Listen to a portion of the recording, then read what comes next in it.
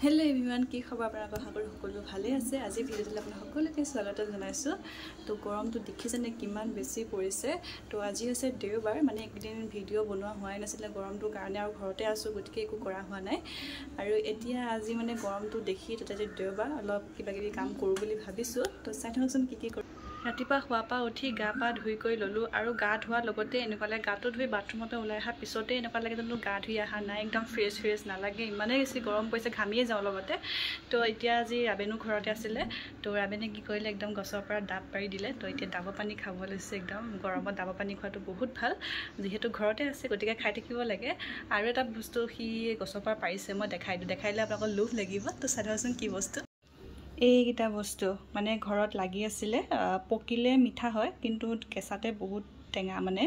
কিন্তু খাবলৈ মন গৈছে আজি ঘৰত গুটেকিটা আছো গটিকে একদম এতিয়া কেঁচা এনেকে পাৰি কৰি দিছে আৰু কেটামান পাৰিছিলে তো মই এটা দেখাই দিছো এতিয়া একটা ধুনিকে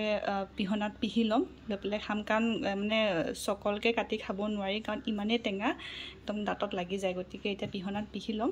আৰু আমাৰ ইহতে কি হয় মানে ভাতৰ লগত খাই বেছি ভাল পায় তো হেতে ভাতৰ লগতো খাব মই এনে হালিকেও খাম তো মই দেখাই থাকিম এইফালে আম পিহা হৈ আছে এইখিনি আমখিনি চাওকচোন লোভ লাগিছেনে বা অলপ অলপ এতিয়া এটা আমে পিহিছো মানে কি ভাতৰ সতি খাব যে গতিকে অলপ অলপহে খাব গতিকে এতিয়া এইখিনি খাম পিছত আকৌ সৰহকে পিহি পেলে তেতিয়া খাম আৰু গুটেখিনি মিলি পেলে তো এতিয়া ভাত খাওঁ আজি ভাতৰ এটা স্পেশাল আইটেম আছে মই দেখাই আছো আপোনাক কি চাওকচোন এইখন হৈছে আজি ভাতৰ থালিখন একদম পানী দিয়া ভাত মানে পইতা ভাত জুৱাকালি দুপৰীয়া বনাই পেলে পানী দি থৈ দিছিলো তাৰপতে বুট দিছো ঘৰৰ মিঠাতেল দিছো আৰু এইখন চাওক ইয়াতে আছে আলু পিটিকা মাহৰ গুড়া আমৰ চাটনি আৰু এটো ভুট জলকীয়া তো এইখিনি এতিয়া আমি খাম তো আপোনালোকে চাই থাকক ভিডিওটো তো খাই কৰি লৈ লগ পাই আছো দুপৰীয়া ভাত পানী খাই কৰি লৈ একদম শুই দিলো মানে ইমান গৰম লাগিলে তাতে আৰু টোপনিও ধৰিলে পানী দিয়া ভাত খাই দিলো যে পানী দিয়া ভাতকিটা খোৱাৰ লগতে একদম ভাগৰ টোপনি ধুনীয়া লাগে গাটো ঠাণ্ডা হৈ আহিলে একদম পকাতে শুই দিলো আৰু শুই কৰি উঠি কৰি একদম গা চা ধুই দিলো ধুই কৰি এতিয়া ফ্ৰেছ হৈ লৈছো আৰু ধুনীয়াকৈ চাদৰ মেখেলা পিন্ধি কৰি লৈছো এতিয়া বাহিৰলৈ যাওঁ মানে বাহিৰৰ গোসাঁই ঘৰতে মামাহঁতৰ প্ৰসাদ দিব তো তাতো মই আপোনালোকক দেখাই দিম বাৰু কি হৈ আছে বাহিৰত এতিয়া তাৰ আগতে এটা বস্তু দেখা মই যে কৈছিলো আলমাৰিটো অৰ্ডাৰ দিব গৈছিলো বুলি মোৰ জমা পইচাই সেই বস্তুটো আহিলে আলমাৰিটো আহিলে মই দেখাই দিছো আপোনালোকক চাওকচোন এইটো আলমাৰিটো মানে যেনেকৈ ডিজাইন দিছো তেনেকৈ পাৰফেক্ট বনাই দিছে খালি ফিনিশিংটো অকমান ভাল হোৱা নাই মানে কি হয় ইয়াতে এনেকুৱা ধৰণৰ সিম্পল মানে তেওঁলোকে বহুত ডিজাইন দি বনাই গতিকে ডিজাইনটো দিওঁতে অকণ বুজি পোৱাত তেওঁলোকৰ অসুবিধা হৈছিলে হ'লেও বনাই দিলেগে কিন্তু মানে অলপ ডিজাইন দিছিলে ডিজাইনখিনি মই খুলাই দিলোঁ মানে ওপৰত কিবা কিবি ডিজাইন দি দিছিলে ভাল নালাগিল গতিকে মই চিম্পলত ৰাখিব দিলোঁ কিন্তু বহুত ধুনীয়া হৈছে তো এইটো মই দেখাই দিছোঁ এইটো হৈছে ভিতৰত এইটো মই কাপোৰখিনি ভালকৈ থোৱা নাই দেই এনেদৰে মানে যেনে থৈ দিছোঁ এইটো হৈছে ভিতৰতো আৰু এইফালে মানে মই যেনে মানে বস্তুবোৰ ভৰাইহে থৈছোঁ ভালকৈ সামৰা কৰা মানে গৰমটো যিহেতু বহুত বেছি মোৰো যেতিয়া গৰমটো অকণ কমিব ভালদৰে সামৰি কৰি থ'ম এতিয়া জাষ্ট এনে ভৰাই কৰি থৈ দিছোঁ আৰু ওপৰত এনেকৈ অলপ চলপ এইবোৰ ঘৰৰ লাগতিয়াল বস্তু থৈ কৰি দিছোঁ আৰু জানেই নহয় অলপমান খালী জেগা পালেই আমি বস্তুবোৰ থ'বলৈ আৰম্ভ কৰি দিওঁ তো মোৰো সেইটো ছেম হয় আৰু সেয়া থ'বলৈ আৰম্ভ কৰি দিলোঁ তো এইটো কেনেকুৱা লাগিছে মোক জনাব কমেণ্টত তেনেকৈ দেখাই দিছোঁ গৰমটো যিহে বেছি চব বাহিৰতে বহি কৰি আছোঁ আৰু এইফালে আজি গোসাঁই ঘৰত প্ৰসাদ দিব মানে মামাহঁতৰ ঘৰত কিবা পাতিছে ডাঙৰ মামাহঁতৰ ঘৰত তো গোসাঁই ঘৰতে প্ৰসাদ দিব তাৰো যোগাৰ কৰি আছে আৰু আমি চব বাহিৰত বহি আছোঁ বাহিৰৰ পৰিৱেশটো আৰু এইফালে পথাৰত কঠীয়া সিঁচি আছে মামাহঁতৰে হয়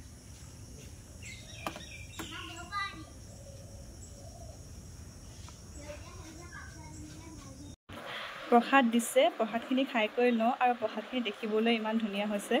খাবলৈও বহুত টেষ্টি হ'ব তো খাই লওঁ আৰু মানে কি হয় প্ৰসাদ বস্তুটো যিমানেই খোৱা যায় হেঁপাহ নপলায় আৰু মোৰ বহুত ভাল লাগে আপোনালোকৰ ভাল লাগেনে মোক জনাবচোন তো খাই লওঁ প্ৰসাদ খাই মেলি হ'ল এতিয়া লগতে আহিছোঁ ভাত বনাবলৈ মানে ইমানেই গৰম পৰিছে পাকঘৰত সোমাবলৈ মন যায় অকল মোৰ বুলিয়ে নহয় প্ৰত্যেকজনী মানে গৃহিণীয়ে এইটো হৈছে চাগে এতিয়া এই সময়ত মানে পাকঘৰত সোমোৱাটো এটা জ্বালা হৈ গৈছে আৰু কিন্তু উপায় নাই ভাতটো বনাব লাগিবই কাৰণ পাকঘৰৰ কামখিনি কৰিব লাগিবই তো কি কৰোঁ মই ভাতটো বনাই হ'লেই লগতে একদম বাথৰুমত সোমাই দিওঁ গা ধুবলৈ। তো আমাৰ কি হৈছে এইকেইদিন মানে এসপ্তাহমান হ'ল ঘৰত মাছ মাংস মানে খোৱাটো মই অলপ কমাই দিছোঁ। মানে কি হয় গৰমটো বহুত পৰিছে, টেঙা তৰকাৰীয়ে হওক বা বইল তেনেকৈয়ে খাই আছোঁ।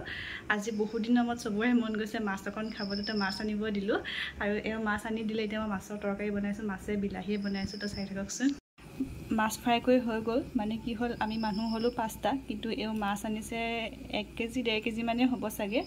গতিকে এতিয়া আমি 5টা জোখৰ দিছোঁ মাছ, 5টাতকৈ বেছি হ'ব, 5 পিছতকৈ বেছি দিছোঁ, কাৰণ ফ্ৰাই মাছটো খায়ো ভাল পায়। আৰু অলপ থৈ দিছোঁ কাইলৈ খাবৰ কাৰণে। গতিকে এইখিনি মাছ ফ্ৰাই হৈ গ'ল। আৰু এফালে মই বিলাহী মানে বিলাহী দি বনাম যে বিলাহীখিনি ভাজি আছোঁ। এইখিনি বিলাহী আৰু আলু ভাজি আছোঁ আৰু এফালে ভাত বহাই দিছোঁ। আৰু এতিয়া কি হৈছে ঘৰৰ ৰঙালাওখিনি ডাঙৰ হৈছে অলপমান, তো এটা ছিঙি আনিলে আৰু সেইখিনি ৰঙালাওটো বেচন দি ফ্ৰাই কৰিম। এইখিনি ধুনীয়াকৈ কাটি কৰি পানীত তিয়াই থৈছোঁ। মানে মই কি কৰোঁ বেচন দি ফ্ৰাই কৰিলে ভিতৰটো ভালকৈ নিসিজা নিচিনা পাওঁ মই। গতিকে এনেকৈ কাটি পেলাই অকণমান গৰম পানীত এনেকৈ তিয়াই থৈ দিওঁ, যাতে অকণমান কোমলি যায়। আৰু বেচন দি ফ্ৰাই কৰি দিলে তেতিয়া বস্তুটো খাবলৈও ভাল হয়। আপোনালোকে এনেকৈ কৰিবচোন, তেতিয়া মানে সোৱাদটো আৰু ভাল হয়, ভিতৰখিনি কোমল কোমল হয়। তো এইটো কৰিব পাৰে আপোনালোকে। এইফালে মাছ আৰু বিলাহী জোল হৈ গ'ল, পূৰা গৰম গৰম হৈ আছে একদম। আৰু এইফালে ৰঙালাও বেচন দি ফ্ৰাই হৈ আছে। এইখিনি হৈ গ'ল। তো এইখিনি ফ্ৰাই কৰি হ'লেই ভাত খাম। আজিৰ ভিডিঅ'টো ইমানেই আছিলে। চাই কেনেকুৱা পালে জনাব, লগতে ভিডিঅ'টো লাইক কমেণ্ট আৰু শ্বেয়াৰ কৰি দিব, চেনেলটো ছাবস্ক্ৰাইব কৰি দিব। ধন্যবাদ।